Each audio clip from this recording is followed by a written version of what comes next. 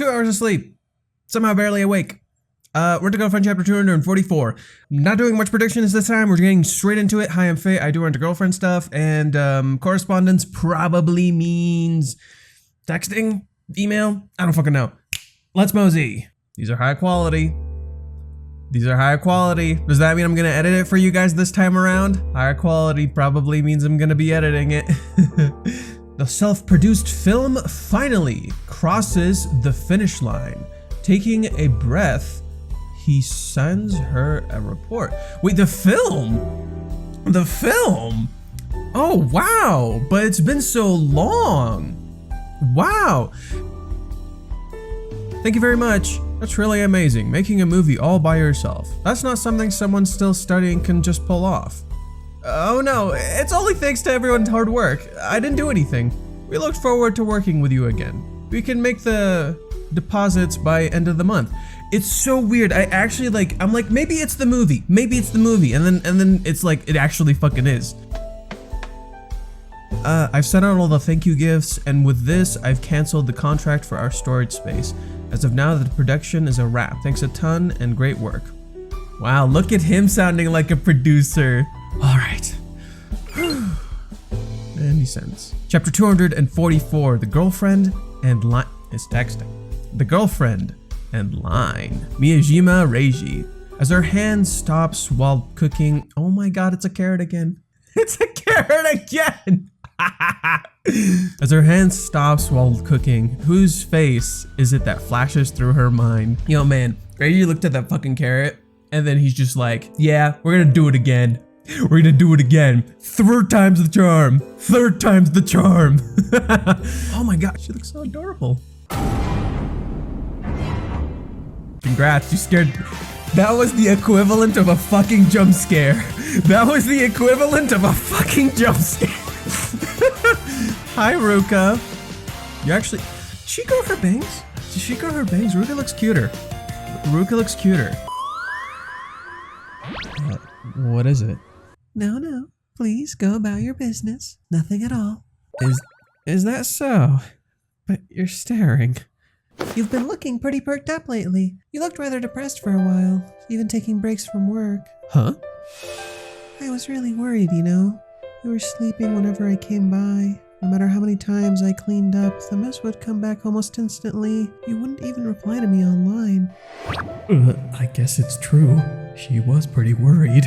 When I understood that it was because of the lack of communication from Chizuru-san, as your girlfriend, I had stuff on my mind. But to tell the truth, seeing you like that was pretty exhausting. Emotional, damn it! But, whoa, hey, you'll get wet. Oh, way too close. So, if you're back on your feet and alive and kicking, that only means one thing. You've moved on. And I don't think Chizuru-san's contacted you either. Huh? What? Yeah?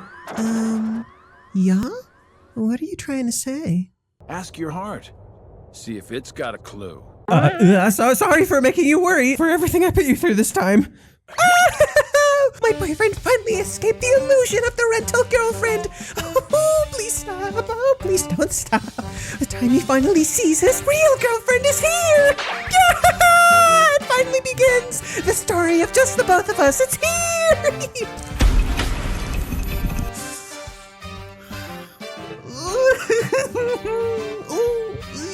Oh, I'd never be able to tell her that I'm back on my feet because Mizuhara told me she'd try to understand her feelings, even if someone gave me 100 billion yen. I told you I'd help. It wasn't too much trouble. Wait, that's Chizuru. That's the cat. I recognize this fucking cat. Huh. It's kind of unlike her. Well, maybe it is, maybe it is, maybe it isn't, but it's cute. It's cute. It just seems very girlfriendy. Here it is. Mizuhara's reply. Maybe she's on lunch break or something? We've been messaging each other over lines since we started making the movie, but her replies would always be terse. No beating around the bush. It still made me happy though. So they were texting, but it's like informal, formal texting.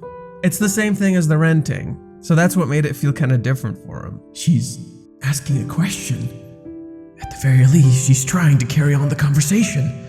Though faint, I can still feel it. Her consideration, her Kindness. She's really trying to get a better picture of me. That's how it feels. Surely she's doing it during her break. She's really busy. I hope this isn't an issue for her.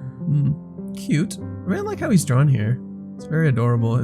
I like how like loose his clothes are. It kind of communicates his character a little bit. Like even though he's wearing like work clothes, it communicates his character to you. Who's it from? It's spam! Let's go quick. Spring break sure is a busy time. Huh? Is that so? But I don't see that many customers. I promised I'd take care of it, didn't I? It was fine. Thanks for the concern though. Mom and Dad's. This is straight up a reference to chapter 1. This is a straight up a reference to chapter 1. This is exactly what she looked like in chapter 1. The line work on her is amazing. Holy shit, Negami's back. Oh boy. Oh boy. Oh boy, here we go. Winter has come and gone without a single opportunity to see my princess. And thanks to that, I missed any chance I had to see her winter attire. It was a winter exclusive. I wanted the princess beautifully dressed up to be the last thing I see as I die. I'm gonna die. Are you listening? I'll die. I'll come back and haunt you. How are you flying? What kind of bird is that? Ow, it hurts. After that fiasco, don't tell me you broke up or something. I'm telling you we're fine. I was able to get away somehow from Grandma, but there's no way I can tell her I went 3 whole months without a word from Mizuhara. I need more official supply. I've been craving my princess. What's up with you, Grandma? Don't talk about her like she's food. Bro, that ain't food. That sounds like an addiction. You know a place close by to renting storage space? I was using this one at Takonadaya. Here. Storage space. What for?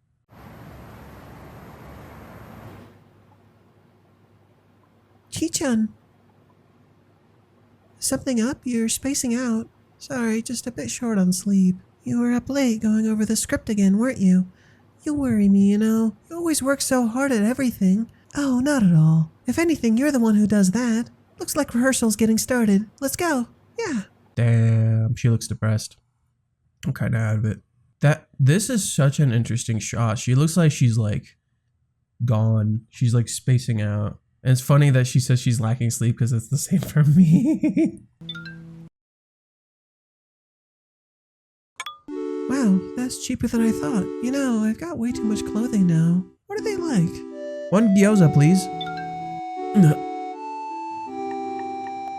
I think they're really great, and the receptionist is super polite. Sir, your order's ready. Sorry, I was distracted. So you're having a hard time managing your clothes? If I don't manage the humidity, they get ruined fast. Some people I know throw them away, but of course I can't throw everything away. But it won't fit into the closet either. I was wondering if I should go with Somali Pocket. Yeah, humidity sounds like a pain. Somali, I looked them up one time when beginning the crowdfunding thing, but since there were things I needed to use right away and stuff, I decided to go with this one. How quickly did they get ruined? Around 6 months, especially during the rainy season. I already have 2 years worth of winter clothing. That's a lot. Yo, this is super cute! This is adorable! They're literally just texting the whole fucking time! That's just the chapter! They're just fucking texting! Yo, it's so casual too! Oh my god, this is fucking adorable! This is literally what I mean. It's literally reigniting their relationship. It's like rebuilding on the blocks they already had. So now they're building a proper relationship from just contacting and interacting with each other. And then her talking to Kazuya is like kind of giving her that brighter outlook on life, because when you look at her here, she looks kind of depressed. She looks kind of like zoned out, depressed. She's not like fully focused. She's tired. And so her talking to Kazuya is like giving her that energy to wake up and interact, because when she's interacting with him, it's letting her like feel comfortable and awake and happy. Somali's probably better to store winter clothes. Maybe I should go with that after all. Thanks for telling me. Emoji. Thanks for telling me.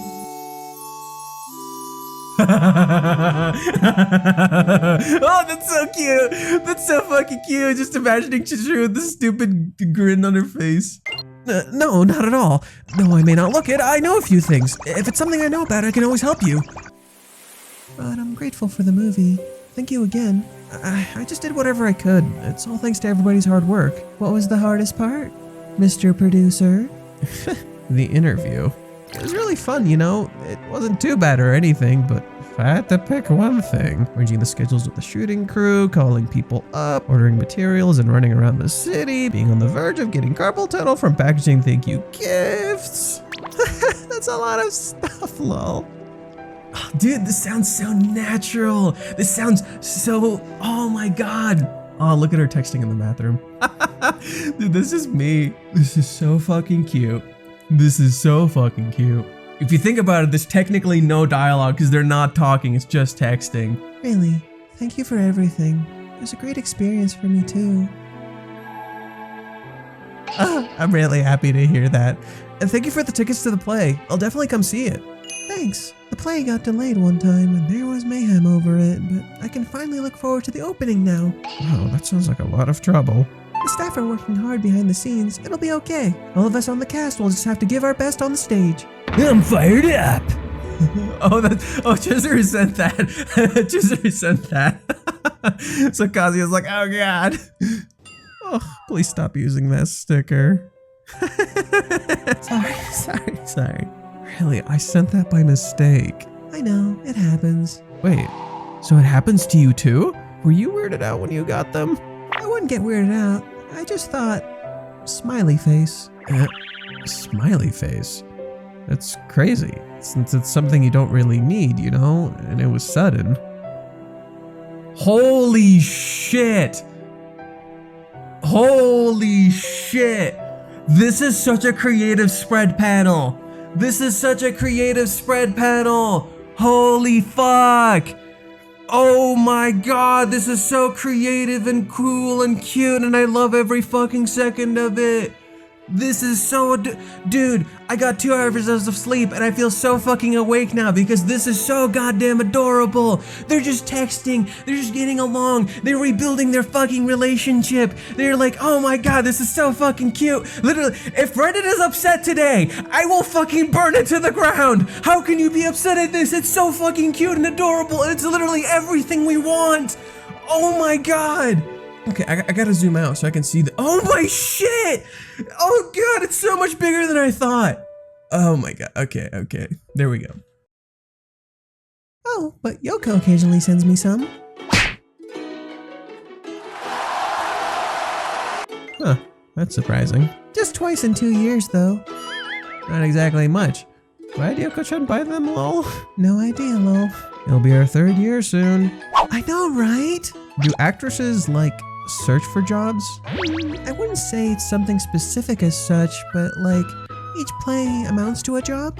Something like that. Oh wow, I get it now. So, you're gonna take care of the shop once you graduate? I'm rooting for you. Sorry, late response. You don't need to apologize, lol. Still thinking about it. I'm thinking that working for a while and getting some experience as an adult is also important. I'm discussing it with my family. Wow, that's great. Thinking of a specific field? Informatics and cows? Finance? Kawamochi. That was a typo. I'm so lame. You want to collect information on cows? You don't have to keep it up. Lol. Any specific company you're looking into? To be honest, I haven't looked into it at all. Though I think it's best to get into a large company. And going to Nirama. La la la la la la la. Jinx, la la la. Oh, forgive us, Nirama. La la la la la. I need everybody to shut the fuck up today. I need everybody to shut the fuck up today. We got like a massive information dump. It's not even utilizing that much art. It's just mostly text. It's just them talking. This is so cute and fucking adorable. And it's giving us like a bunch of information. So much is being covered in this. This is so fucking cute. It's like literally handing us the information perfectly. And people always tell me it's not planned. It's not planned. It's clearly fucking planned, dude. So are agencies of actresses like companies? They're attached to one, yes, but most of them are freelancing. Freelance sounds amazing. Not really. Everyone says it's a gamble. I'm sure you'll succeed, no doubt. Thank you. You're making fun of me after all. Don't worry about it. There's always tomorrow. These are really convenient, thanks. Happy to hear it, lol. Ah, it's already... Oh my god, it's 11:12 at night. I totally got sucked in. I mean, Mizuhara never talks so freely. I've never had such natural conversation. Is she thinking like, how long are we to keep this up? Though it seemed like she was having fun too. Maybe a smart guy would go, "Good night, star," and let her sleep, ending on a good note at this point. Deja vu, I've just been in this place before, higher on the street.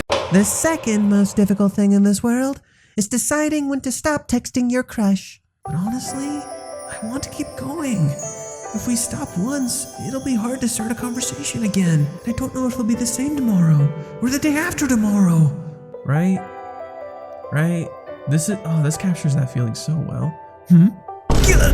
Told you, idiot! No reply for 10 minutes! I should have stopped 2 messages ago when there was a good time! I should have stopped 10 messages ago when there was a good time! I messed up! I tried acting cool for the investigation and ended up becoming shameless, insistently sending her texts! I'm really sorry, Mizuhara. Please forgive me. Please come back. Please come back to line. Don't ghost me again.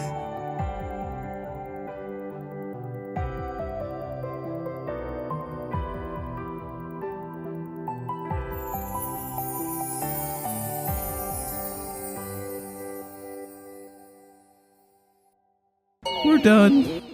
No answers for 2 hours. And now she'll ghost me for 3 months. Bothersome. Pesky. One look at her face and everything is clear. Next time, the new semester begins. She fell asleep, smiling, texting him. This is a 10 out of 10 chapter. You can't tell me otherwise. It's creative, it's interesting, it keeps your attention, it gives you new information, so much is fucking happening, it's cute as fuck, it reignites their dynamic, it shows you how they have a fantastic dynamic with each other, so much is happening, so much information is being dropped on you, so much is going on, you get to know what happened in the time skip, you get to know what happened here and there, they joke about like all sorts of stuff, their communication feels natural and interesting, you can tell Reiji knows how to write good dialogue, which basically recontextualizes the events from before. It tells you that all the events that happened up until this point were intentional. The stiff dialogue, the communication issues, the way the characters were talking, all the things that they were going through, the fact that we see Chizuru like kind of depressed in this earlier segment here where she's like staring off into space and she doesn't know what to think. We see her here and then we even see her in the intro. She's just staring off into this feeling and this emotion. And now they're just talking naturally and communicating, and it basically tells you they have a bond, they have a connection, they have things that have been growing between them. This chapter is literally a 10 out of fucking 10 and you cannot tell me otherwise. It did so much. It did so much, and it's fluff and it's cute and it's literally everything any rom-com person wants. And now she'll ghost me for 3 months. I knew it! I knew he'd reference it. Kibe's coming back. That's the point of that image we saw on Twitter. Kibe's coming back. So now we're going back into the school. We're going back into the school. Mommy's coming back too. We're gonna see all sorts of characters. We're gonna see maybe Curry come back too. We might see the fucking stooge trio or whatever the fuck they're called. The stupid fucking idiots who always hang out with Kibe. We might see like Chizuru's friends and her interacting with her friends. We might see a lot. Oh, this chapter's perfect. It's sublime. It's so well written and it's so unique and it's so interesting. Holy shit. What a good fucking chapter, dude. What a good fucking chapter. This made my day. I didn't know what I was expecting walking into this, but this made my fucking day. And she falls asleep smiling. We see Chizuru not smiling in the beginning of the chapter. The first interaction we have with Chizuru is her not smiling, and then she falls asleep smiling at the very end of the chapter. Like, what a perfect transition. There's so much going on with this chapter. It's so perfectly layered. It's explicit. You can understand it. It makes sense. You can easily connect with this chapter. It has so much energy and charm and cuteness and fun. And it captures that stupid texting shit that you feel with your crush and whatnot. It does it. Oh, this chapter is sublime. Absolutely sublime. Holy shit, Reiji. Also, I just wanted to point out, Chizuru here kind of looks like anime Chizuru.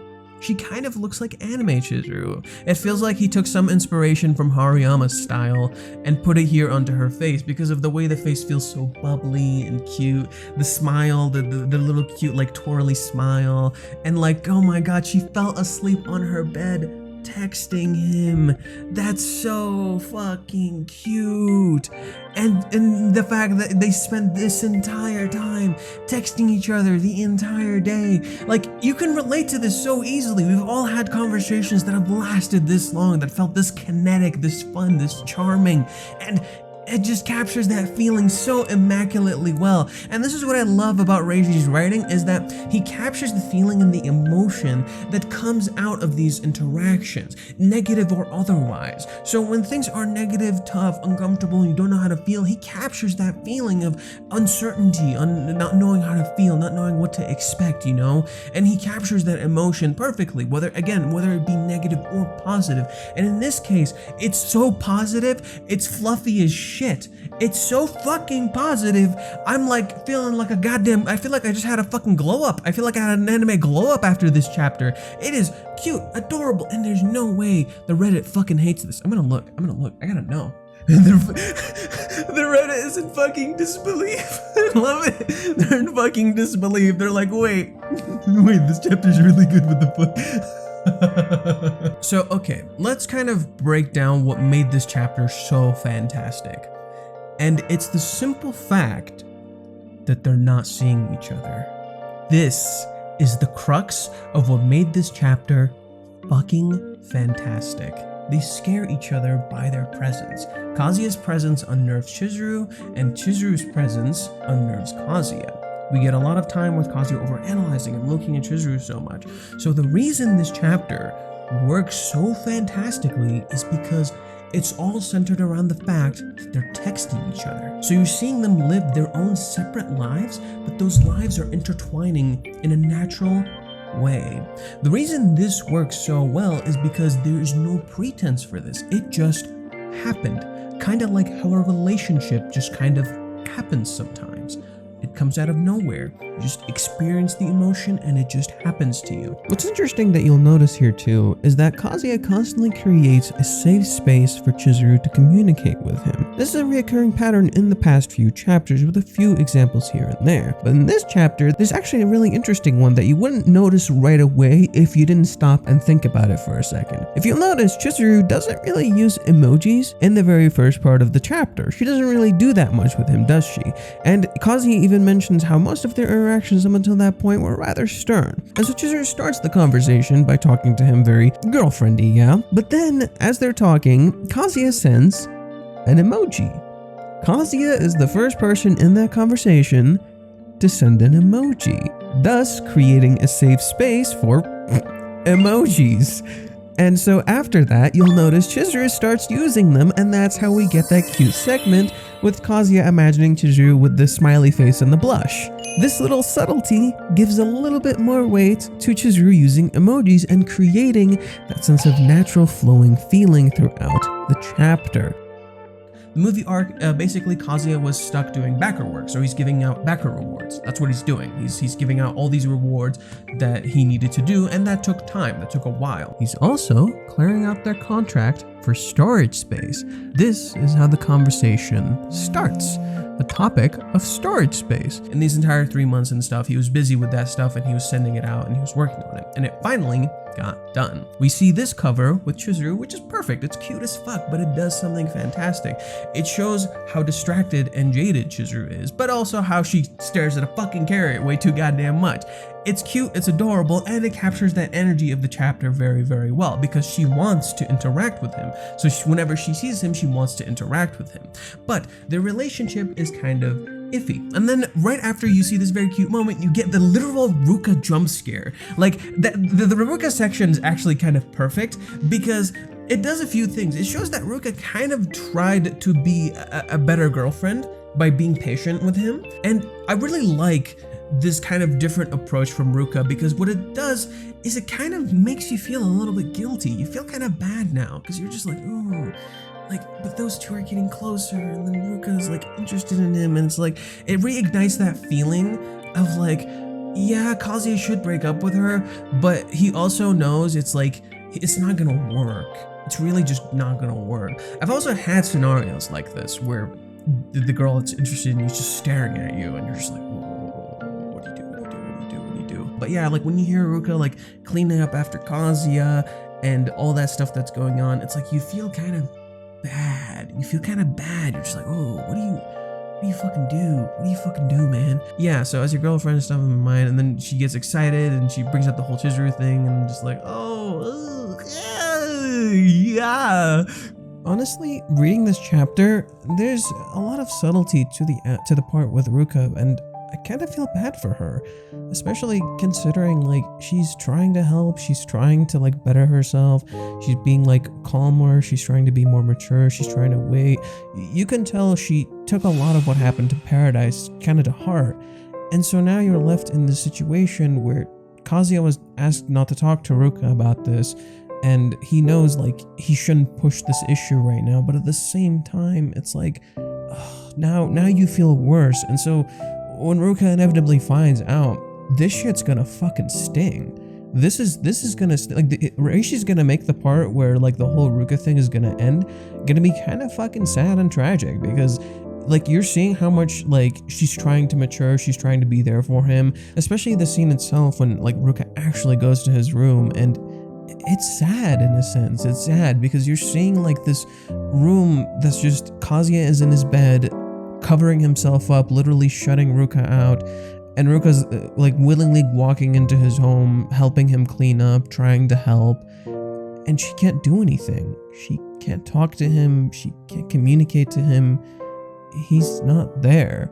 And in a way, this is like a more tragic shutout than Kazuya actually trying to break up with Ruka, if you think about it, because Kazuya tried to break up with Ruka and she refused to accept it. And if you think about it, this makes the scene kind of really fucking sad, because like, wouldn't that be worse? Like you want your relationship to work out so badly, and in the end you're just shut out. In a sense, it's almost like akin to blocking someone, but like they're right there.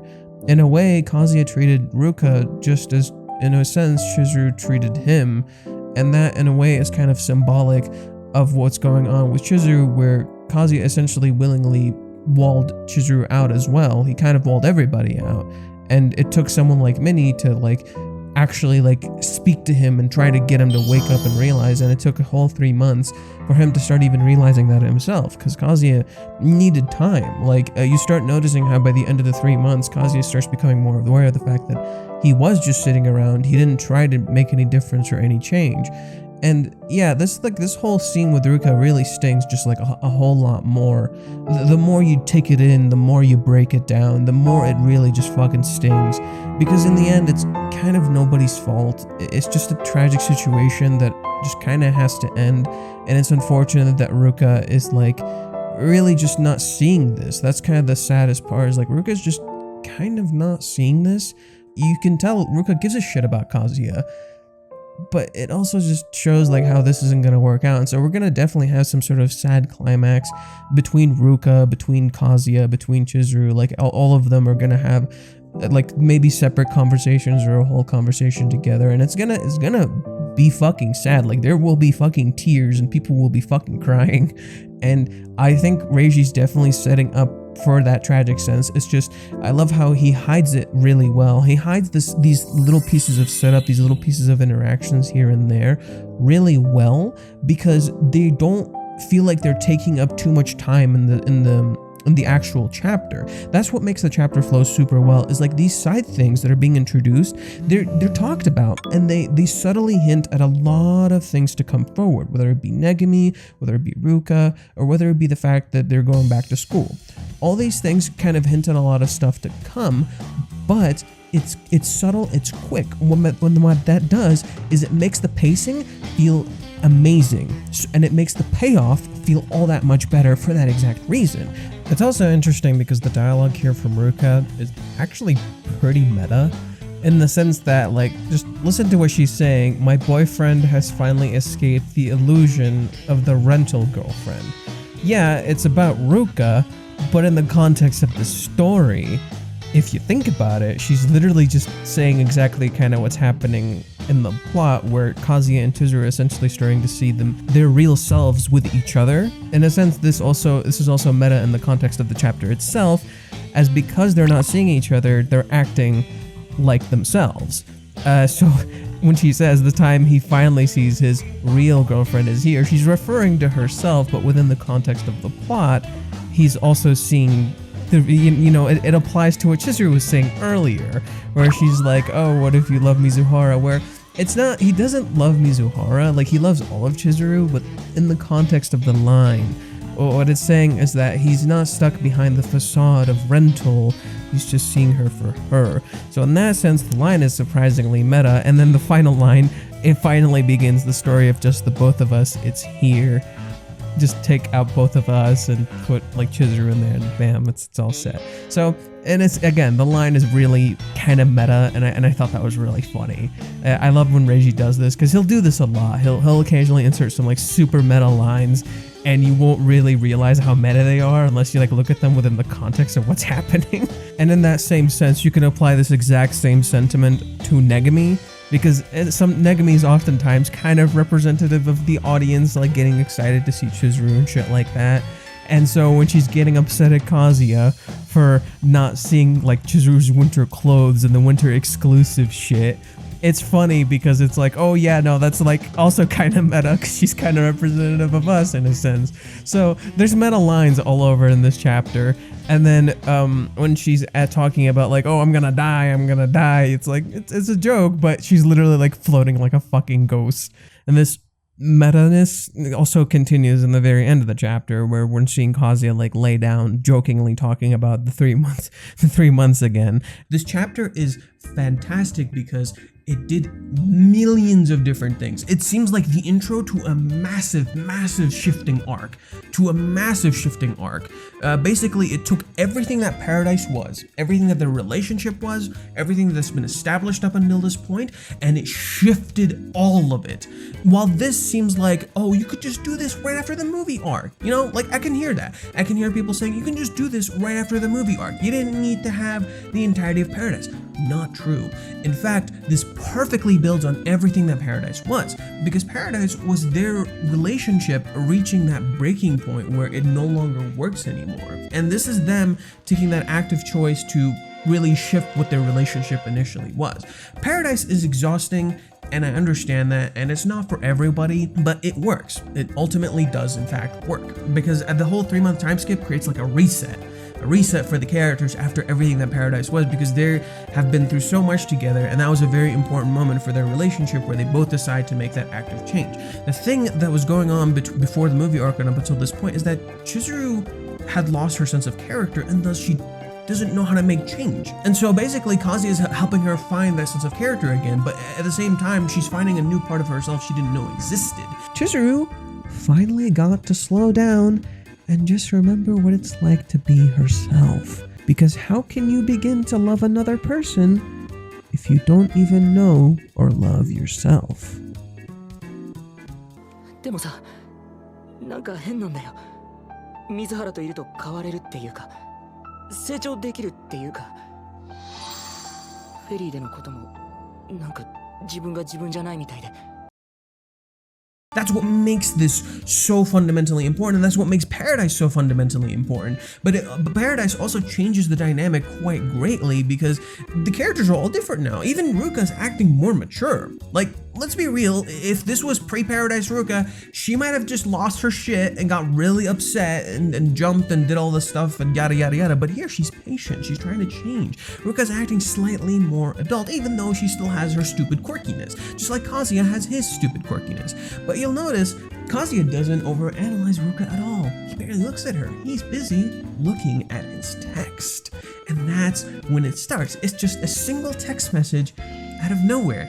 And it slowly cascades and keeps going and going and going and going. And it's so natural. They want to interact with the other person, but the fact that they're not seeing each other removes this aspect that's held them back.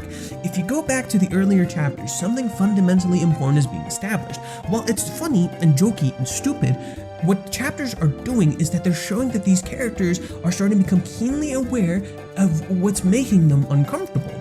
So what if that's removed as a factor? What if Chizuru's presence is not a factor? It's just a text message. It's just him talking to her. He can visualize her. You can see how he visualizes her with the emoji, which is cute as fuck. But she's not actually there. He's just texting another girl. The same can be applied to Chizuru. She's just talking to him. It's just his text message, which aren't really weird. She's just responding to what he's saying. And the way she responds sounds very girlfriendy, right? They sound like they're in a date. They're like dating. They're in a relationship. And it's cute, and it builds on that, and it continues to build on that, and it works. You see how Chizuru kind of wants to talk to Kazuya, just as Kazuya wants to talk to Chizuru, but they feel uncomfortable about each other's presence. What this arc is doing, which is really smart, is it's removing these layers piece by piece. Every single layer that affected them insanely in Paradise and was the reason their relationship fell apart is now being removed piece by piece. This is why Paradise is so fundamental. Basically, in Paradise, the characters faced every single thing that scared the ever-living shit out of them about having a relationship with this other person. With Chizuru, it's the fact that her relationship is built on lies, the fact that she's been lying this whole time, the fact that it wasn't real, the fact that maybe she's not even in love, even though she was. Mami and Ruka essentially created this void where Chizuru felt like she wasn't in fact in love. And that's something she needed to start learning and understanding for herself. And that was kind of the point of Paradise, is you lose your sense of character. For Kazuya, it was about feeling like he wasn't enough. It was basically feeling like the entirety of the movie arc didn't fucking matter. None of it mattered ultimately because he is not good enough. But now those things have been faced. He knows the worst thing that can fucking happen to him. And that's been removed. When you know the scariest thing that could possibly happen to you, you're not afraid anymore, are you? You're not. So those things are slowly being removed as factors. This is why Kazuya is becoming more self-reflective. He's becoming more confident. But this is real confidence. That's the thing people are missing about the movie arc. Almost everything that was established in the movie arc, while there was a genuine aspect to it, it was still built on that rental relationship aspect they kinda had. And while they didn't realize that, they could easily fall back onto that note. And so now we're removing this guise, this wall. That's what this arc has always been about. This entire arc, that's the point of it. That's what's been going on in this arc, is that we're essentially removing this factor that is the idealization that we have of these two characters. And now we're building a proper relationship. That was ultimately the point of aspects of Paradise. It's how you want to live your life. And these aspects of these characters are slowly being removed piece by piece. And the first thing that does it is texting. It's unorthodox. It's interesting. Most of the panels are literally just fucking text. It's just text, but it feels so natural, cute, and wholesome. You don't need to see the characters with each other and smiling and all that. No. You get all the information. There's a literal wall between them dividing the two, and they're literally just texting each other. That's it. They're just texting each other. They live in two completely separate worlds, and they're just texting and interacting with each other, and they make each other feel alive. And Kazuya can interact and communicate himself more naturally because she's not actually present.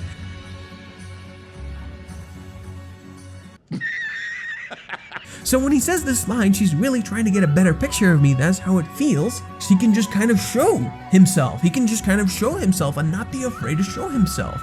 And it feels so natural. And I love it. Kazuya, I guess, went back home, which is probably what's going on here.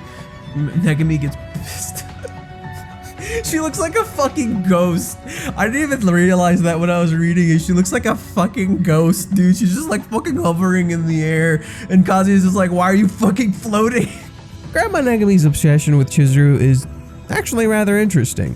While it's being memed up and she's literally fucking floating like a ghost about to go to the afterlife, you can tell she wanted to give Kazuya and Chizuru space despite being starved of her fucking addiction.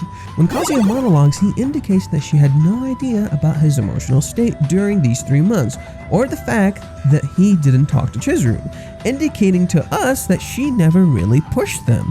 And since Kazuya and Chizuru were dating, Chizuru would be fine considering what happened in Paradise, as Negami would have picked up on what was going on pretty quickly if she saw Kazuya, meaning Kazuya kept up appearances but didn't really interact with his family, quote unquote, which adds up considering what Ruka described and what he tells Chizuru about getting into business, how he was discussing it with his family. And what's interesting, this whole moving thing, what if Kazuya helps her? And that'll be one of their first steps to interacting normally. This is also what the next chapter will do well. This is what I mean about this chapter being absolutely fantastic for setup. When they go back to the college, they'll interact with other characters, but how will they interact with each other?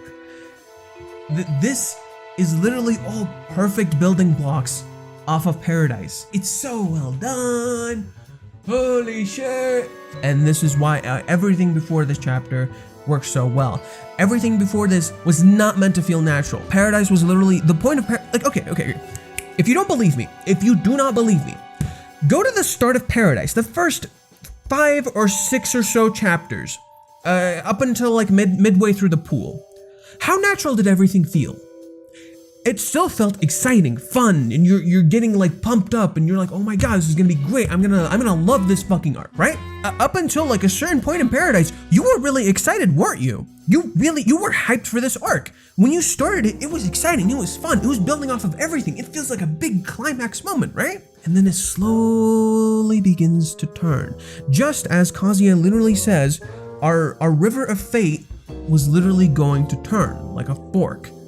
That was literally the point. The arc literally mirrors that very sentiment in its execution. And that's literally the point of Paradise. That's why it works. That's why everything in that works. Because they lose their very connection and relationship.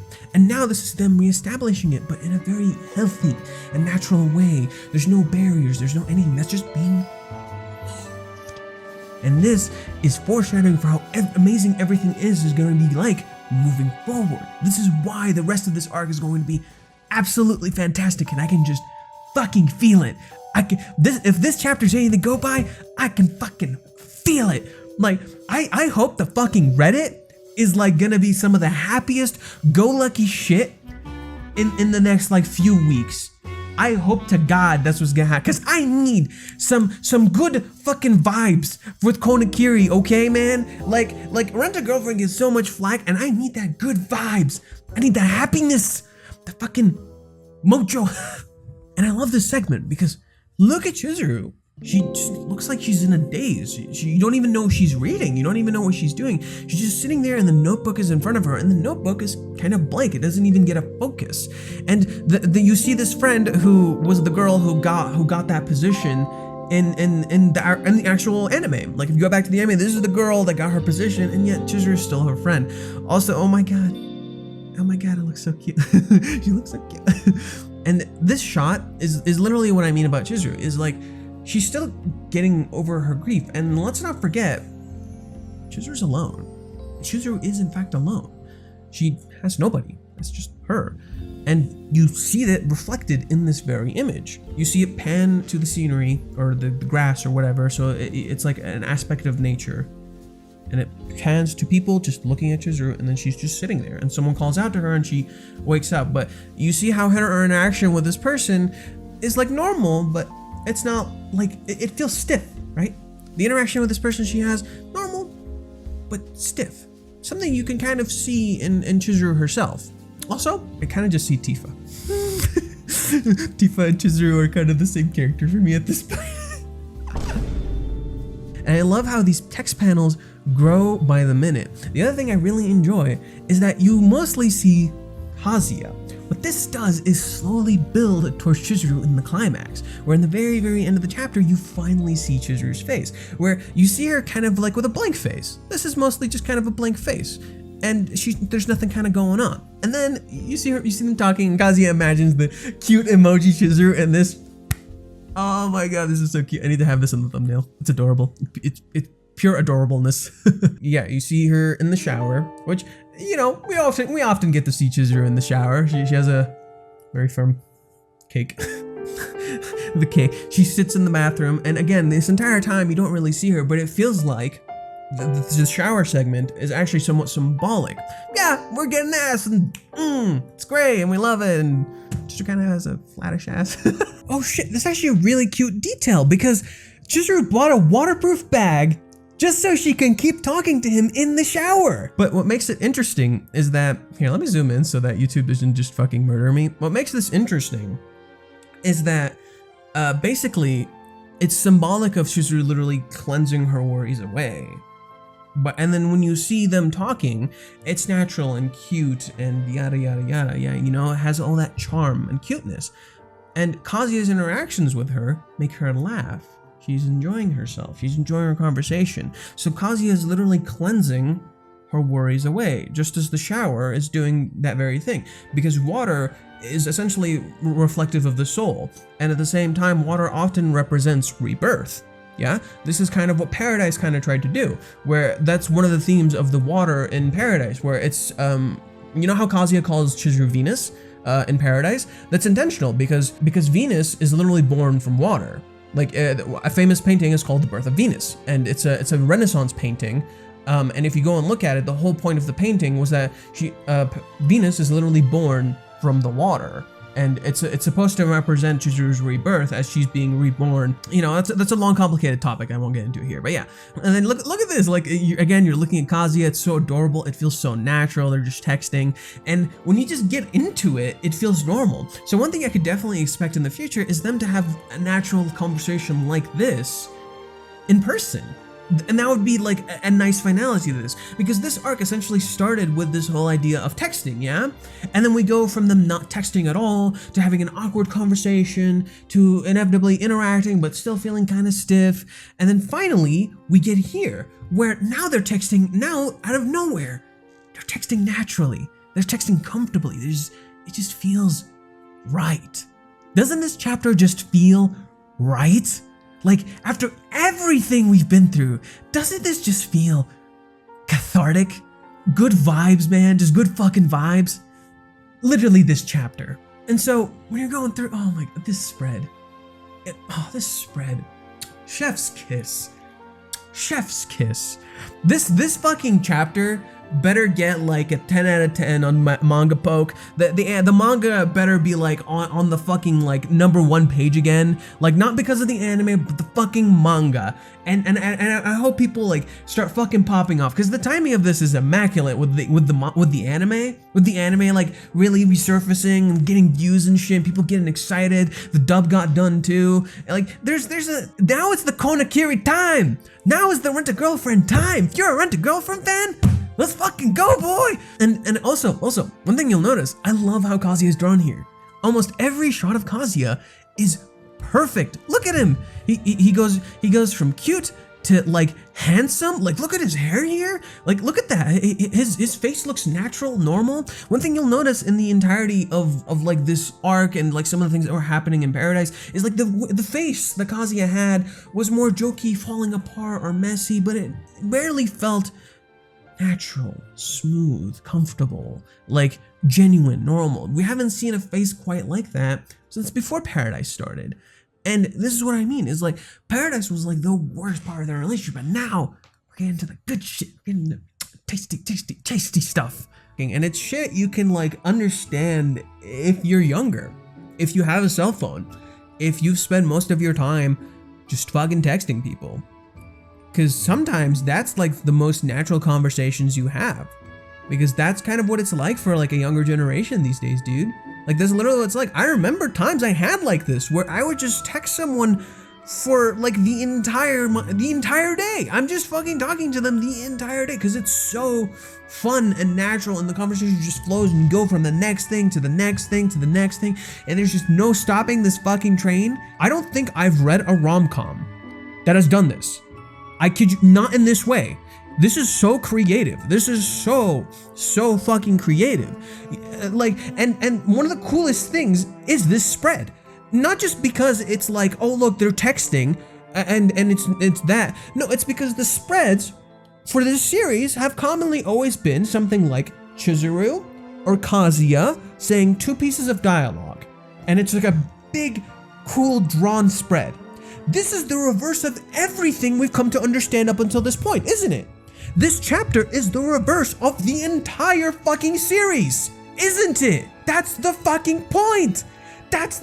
This chapter is meant to be the reverse of everything the series is up until this point, because this chapter is the new beginning. It's the rebirth. It's the thing I've been saying this entire time. The fucking cherry blossoms, April. The fact that we're going into their third fucking years, their new semesters. They're talking about like what they want to do in their lives. They're talking about like Kazuya thinking about what he wants to do with his career and shit. And it captures that feeling that Kazuya is going through, because the way the chapter demands your attention is exactly how that feels when you're texting. When you're texting like that, when you go through a conversation like that, it demands your emotion. And then like she doesn't respond, and he starts panicking. He's like, ah, ah. You just see him jumping. Ah. I love the paneling here. Just the final thing I want to note. So it goes from Kazuya's room. It goes outside. It goes to that light that's in between their rooms. Transitions into like the weights that Chizuru was lifting, then to her bed, and then to her phone, and she's asleep. Reiji literally panels this shit for the fucking anime. The anime barely has to do any fucking work. He panels it for you motherfuckers. Like the anime occasionally works its magic a little bit, but this man is just like, here, silver platter. Silver platter, here you go. If you guys couldn't tell, I absolutely adore this chapter. It feels like it's filled to the brim with layers. It feels like it's explicitly spelling things out for us as the audience, which is fantastic, because basically a great deal of the events that have transpired so far have essentially been subtext and things that have been like explored in the conversations that the characters have. But what if the characters finally, like I think the resolution and the thing that will make everything up until this point feel cathartic and very fitting is when Chizuru inevitably understands her emotions. And again, I will always come back to this. The reason Chizuru doesn't know how to verbalize herself is because of how she's lived her life up until this point, the grief she's currently dealing with, and what she currently feels. Once Chizuru starts to finally overcome this aspect of grief in her character, what's gonna happen is she's gonna start understanding herself. That's just the simple fact of the matter is. That's why Paradise is so centered around grief. I bring it up a lot because Paradise does in fact have a great impact on everything that's going on. Because that like everything that happens in Paradise is due to aspects of grief, confusion, depression, all these things that are going on, and your life literally falling apart. Why do you think Paradise feels like it's literally falling apart? The reason I constantly bring it up, because this chapter captures that immaculately. And that's the reason we see Chizuru look so depressed here in the very beginning. Let me find it. Like I feel like this image is like the perfect image, because it shows Chizuru perfectly. It shows Chizuru perfectly. This is her not interacting with Kazuya, not interacting with anybody. She's quite literally isolating from everything, and she's just zoning out. And she says she's getting poor sleep, but she doesn't have bags under her eyes or anything. She's just dazed, exhausted, because that's what grief and depression does to you. Chizuru hides these things, but you don't immediately see it, because when you interact with her, she goes back to normal. Yeah? That's what Chizuru does. This is why everything up until this point is in fact fundamental. There is no wasted time, and this validates everything that came before. This validates literally all I've been saying, that this is an arc centered around grief. This is an arc centered around overcoming grief, getting past that final aspect of grief. And here, let me, I think I've talked about this before. Okay. Remember this image? Remember this image? I talked about this image before. I think I have, at least. This image captures what Chizuru's going through perfectly. It's insane levels of symbolism. Chizuru quite literally isolates in a box of her own making. It's a dark room. It's her room. She sits just behind the door. The door's right there. If you turn the page, the light's on the other side. What does this make you think of? Depression. It's literally what depression is like. It's not supposed to be like very blatant in the sense that like, oh yeah, this is just how depression is. No. The whole point of this segment is that Chizuru is reaching the upward turn of grief. If you guys read on grief, there's the commonly understood stages or the 5 stages of grief. Almost all of those stages in some way, shape, or form are actually tackled in Paradise, and one chapter actually captures that really perfectly, and it happens to be one of the confrontation chapters where you see, here, let me go to it really fast. Okay, here we go. This is the one. First thing you see, shock and disbelief. First thing you see, shock and disbelief. Kibe, bargaining. Continues to bargain, turns to anger. He turns violent. 3 stages already. Okay? Depression. Literally depression. Negami's literally reflecting and talking about depression. Negami in the entirety of Paradise is quite literally going through depression. And she talks about it. She constantly talks about it and shows it. That's literally the point. So now we've shown those stages. We pan to Ruka and we pan to Chizuru. Guilt and pain. These are actual stages of grief. And then finally, the chapter ends with hope and acceptance.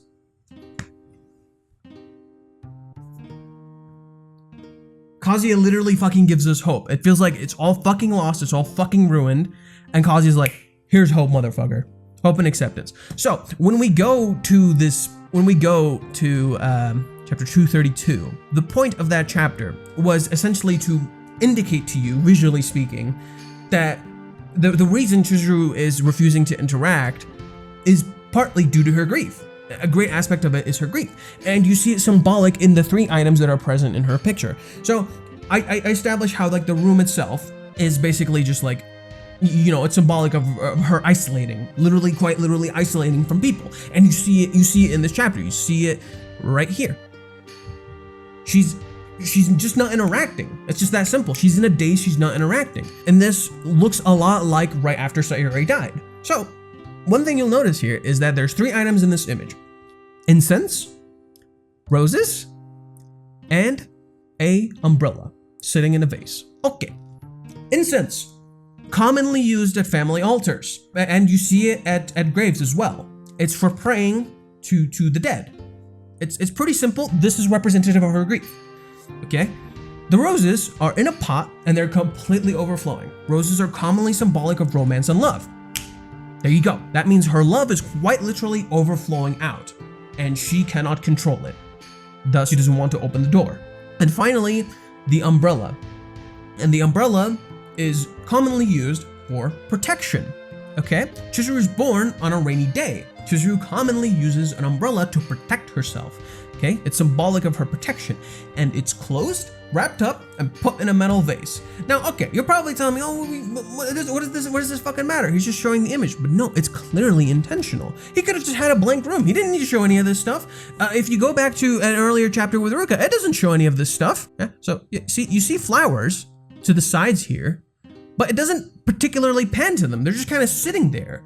These images are just kind of there, but it's not particularly panning to them. And then you see the umbrella here, but it's not about the umbrella, it's about Ruka.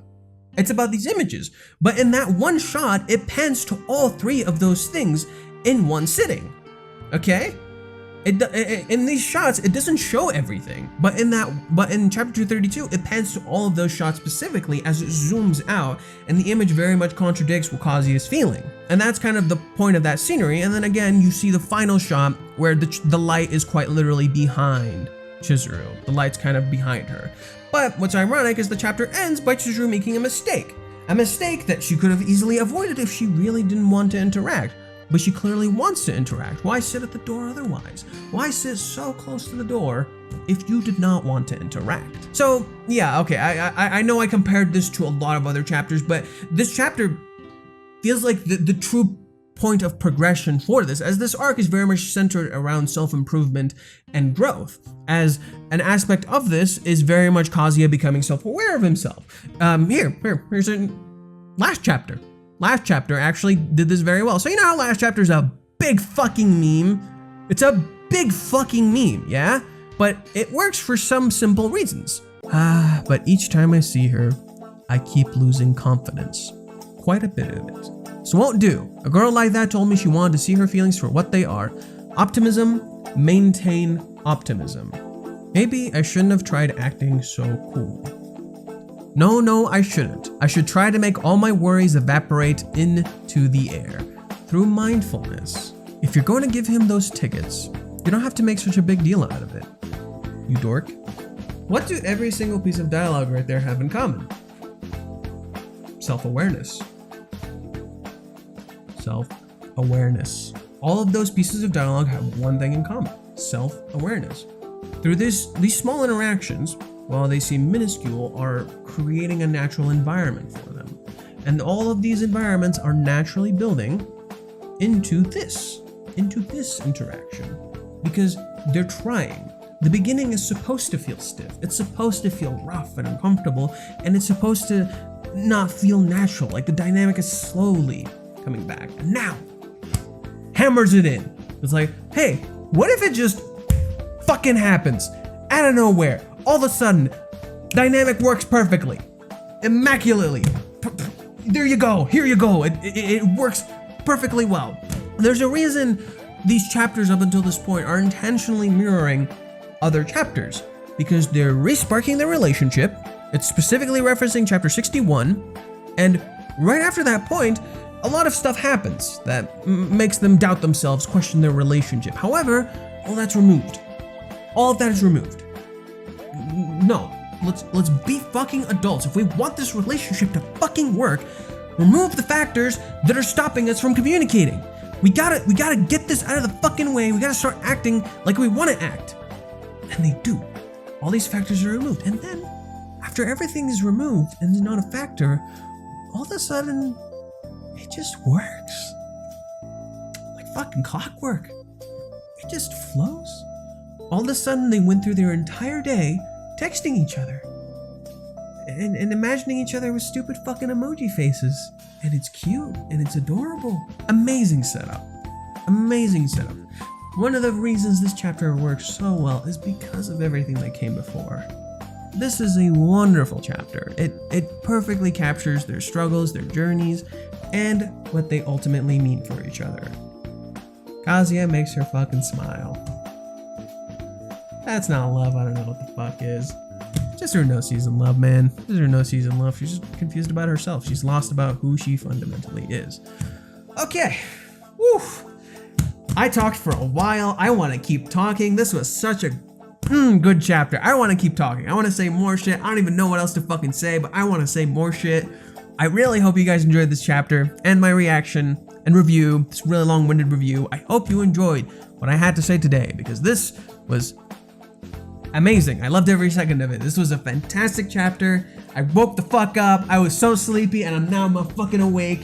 I got to analyze. I got to talk about this shit, and it was charming and adorable, and I loved every fucking second of it. It's great. But yeah, that's all I've had to say. I've been Faye. I hope you guys enjoyed this video, and yeah, remember, let's fucking smile and let's goddamn mosey.